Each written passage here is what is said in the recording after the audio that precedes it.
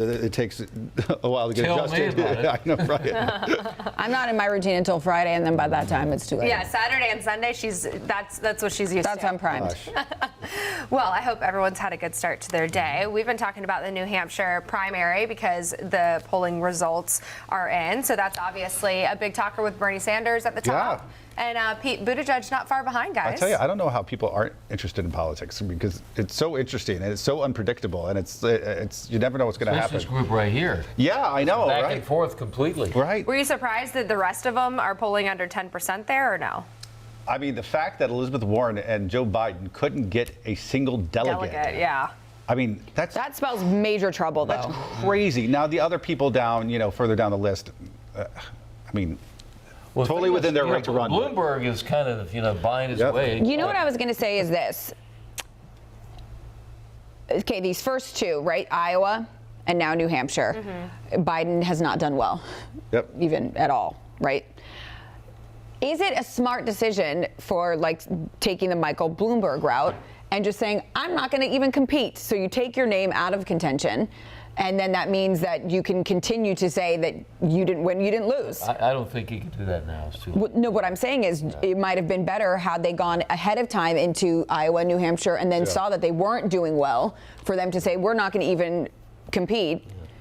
And try to spin it that way, because at this point, I think it's going to be very difficult for Joe Biden and Elizabeth Warren, both of them, to come back from this. How do they get supporters to rally behind them when they can't get one delegate? Both parties, specifically the Democrats, because they're the ones sort of facing this right now, are going to have to take a closer look at this going forward as far as the primary calendar and the way it works. And does it make sense to have Iowa and New Hampshire first when demographically they do not represent neither the country nor the party? Right. Iowa has all the problems to begin with. Exactly. They couldn't get that act together until the last minute. Which, by the way, might have been a saving grace for people who didn't do well there. Actually, a good tweet from Craig Melvin, actually from the Today Show this morning, I retweeted, and I think it puts proper perspective. He said, the accurate headline from last night should read, Bernie wins, Amy surges and surprises, black and brown voters now start casting primary ballots. To the point I was making, that I think New Hampshire's 94% white. Oh, yeah. And so, and the Democratic Party, they'll tell you the base, a huge, their most fervent, passionate voters who turn out African-American women. And so you have two almost exclusively white states deciding and setting the momentum for the rest of the primary. So the question is, if those areas were different and more diverse. Yes, and more would Biden be in a different position at this point? Because I mean, he has the most name recognition, certainly, but he should have the most support. Well, they take Buttigieg, who has just come on like gangbusters. Mm-hmm. He really has. He's the guy that's the dark horse and is really coming. What do you think about? He came from not a small town, but a medium-sized town in Indiana, mayor. And he's a mayor, right? Now one of the leading contenders. And you have Joe Biden, who's been around for literally decades, presidential candidate several times, vice president for 8 years. And can't even register, can't even get a single delegate. I think that people look at him as a nice guy, but not as president. Do you know what I thought was interesting? Yesterday I saw a commercial for a Michael Bloomberg commercial, and the whole ad was Barack Obama. Mm-hmm. Have you seen this one yet? That's intentional. Clearly. Right. But I think it's interesting because if you think about last election, no one wanted to be associated with Barack Obama. Really, when you think about it, there were not ads like that. Now there's clearly a resurgence of the good old days for Democrats thinking about. Remember when a Biden spot? Was there a Biden spot that has Obama? Yeah, that's what she's saying. No, this was a Bloomberg. This was a Michael Bloomberg spot. Yeah, Bloomberg. And there's one with Biden. Yeah, I'm sure. I haven't seen that yet, but the Bloomberg one was. Oh, I haven't seen that one yet. All Barack Obama. It makes it sound, the way it's edited, it makes it sound like he's Obama endorsing him. Is endorsing him. And also keep in mind, Bloomberg has some issues when it comes to African-American voters because of stop and frisk, which he has apologized for a few months ago. But even in the last 48 hours, new tape has come out that's rather damning for him. Which is why it seems that he is very much so attaching himself to this. Is permission I'm look granted at this. by former President Obama? Well, I mean, he did say these things. Absolutely not. Yeah. But he said these things about Bloomberg. He said it was in public domain. It was public, so public domain. I'm going to look this up. And if you hear evidently what several people have said, it sounds like President Obama, as well as Hillary Clinton, have spoken to a number of these candidates on a somewhat regular basis. Now, Hillary says, I don't speak to Bernie. There's obviously issues there and a grudge that's still there. But I think most of them are in relative normal contact with Barack Obama and Hillary Clinton. Two points and questions I wanted to bring up. One, Klomentum is all over headlines. Or Klobuchar, yeah. one of the two. Yeah, I saw that too. Do you guys think that she is kind of getting this momentum at the right time? I don't think. I don't think it matters, honestly. The party goes, Democrats, I feel like, and Republicans too, but Democrats are the ones going through it. They go through this, and they have their hot candidate for the moment. They have sweethearts, and then... And it was Elizabeth Warren back in the fall. It was Kamala Harris for a brief spot back in the summer. And they go through this, and if they happen to like you at the right time, and when people are voting, you luck out. If you go back 2008, when there was a real dark horse, Obama, and it took him a while, and so I would say that maybe it could happen. Possibilities for her to be that it's a female. You know what's interesting is support. So. Do you remember that there was a documentary, and I think it was on HBO. Do you know what I'm talking about? Where they were following all the candidates prior to 2008, leading up to that election, right. And it was kind of done in real time on the campaign trail, and they were following all the hot candidates, right? They didn't really follow Barack Obama until then all of a sudden you see like, oh wait, here's this new guy. Yeah. And then I will figure out what the documentary is called, but it was very interesting to see the process because you're so right. It's like, at times it seems like a popularity contest and they love someone and then all of a sudden, then they go away from that person. It goes to show that a guy who had very little name recognition, Yep. Had been a senator, really came on so strong, became the president. Right. Yeah. 2 terms. Yep. The other thing is, obviously now that this pool has dwindled down to these top candidates, I feel like I'm starting to see some unison and just backing the candidate that ends up, really taking the charge. Because I saw that's what a lot of people are hoping for. I just don't know if it's going to happen yet. Everybody wants their guy to win or their woman to win, and especially these candidates. And it takes a tremendous amount of humble pie to take a step back and be like, okay, you know what, I've done it, let somebody else. And I don't think that's going to happen anytime soon. I think it was called By the People. Just to go back to that, it was on HBO. Campaign? No, it was on HBO, the documentary I just mentioned, By the People, the election of Barack Obama. So it talks about, it got all this campaign footage from all of these, from news agencies and people who were following all the major. But it was real time. Yes, Yeah, okay. and then they showed, oh, wait a minute. And it shows how he actually won. Yeah. By the way, here's what to look out for in the coming week to 2 weeks. We've got Nevada next week. That's a caucus. Hoping they do it better than South Carolina. Then a few days later, it's a Saturday. It's a week and a half, 2 weeks from now. South Carolina, which is weird that it's on a Saturday, right? Yeah, they have theirs. Right now, Biden's leading in the polls in South Carolina, and then a few days after that, that's when you have Super Tuesday. That's when hi Charlotte today. That's when it's Super Tuesday, and that's us, North Carolina. It's Tennessee. It's Virginia. It's California. It's all the big ones. It could be decided on Super Tuesday, and that's less than 3 weeks now. So.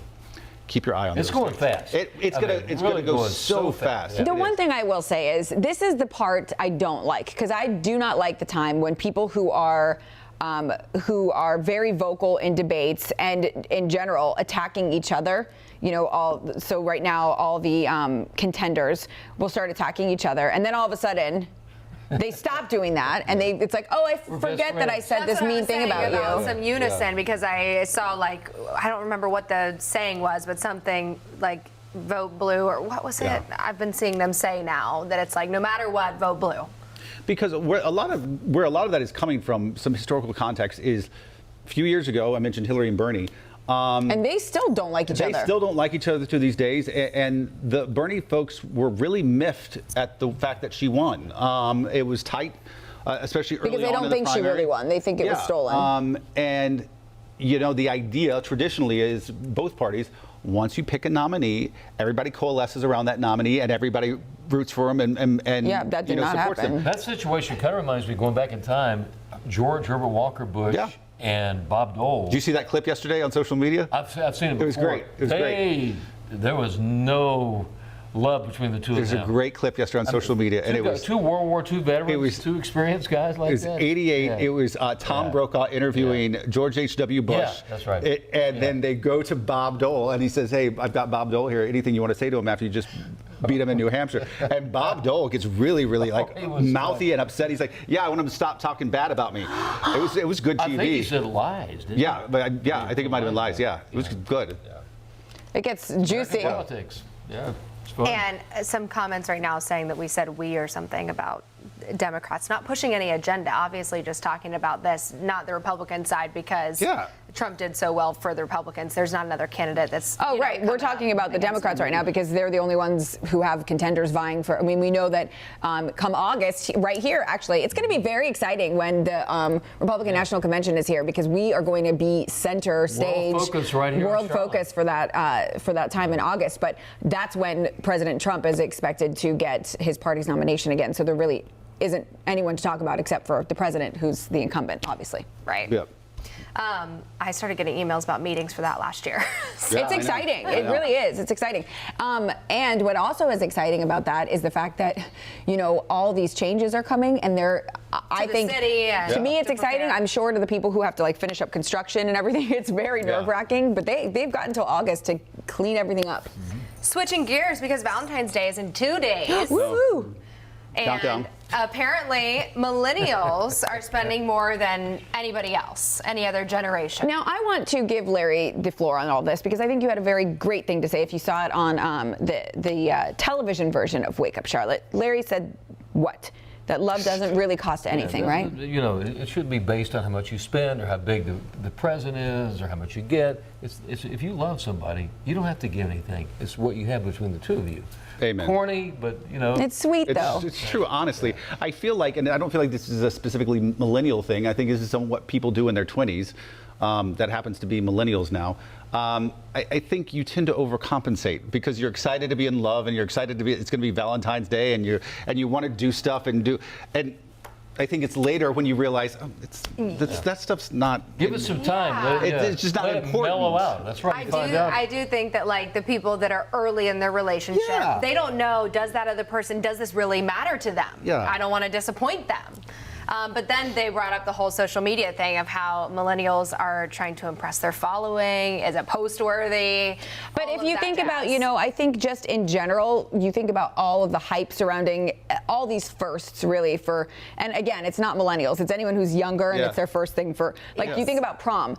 Being asked to prom used to be like, hey, do you want to go to prom with me? Now it's these big promposals and they're going over the top. And I do think that that's influenced by social media and being able to post, look what, Totally. I will say this. I will never forget on Valentine's Day, I didn't get anything in high school. This was probably my junior year. And I was dating someone, so I was really upset. I was like, and everyone was looking like, oh, I guess she didn't get something. Girls can be mean. Yeah. So the next day, my best friend, my best guy friend in high school, delivered to my class a dozen roses just for me and said, you're so special, you get a day after.